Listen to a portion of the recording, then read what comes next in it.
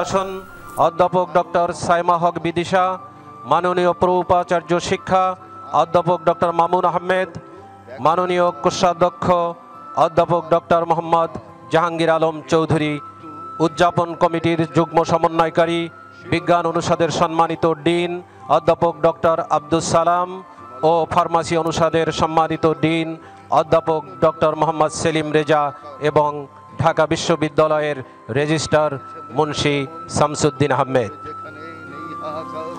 এছাড়াও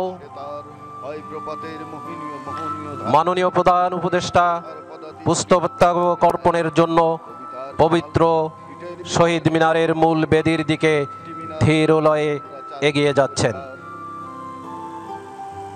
বেহেলার সুরে রাঙা হৃদয়ের বর্ণ লেখায় পলাশের আর রামধনুকের গভীর চোখের তারাই তারাই দ্বীপ হয়ে ভাসে যাদের জীবন।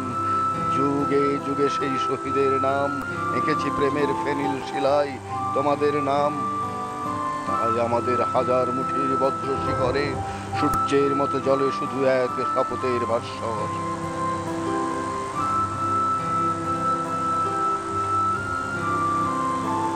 আমার মায়ের সোনার নোলক, আমার মায়ের সোনার নোলক হারিয়ে গেল শেষে।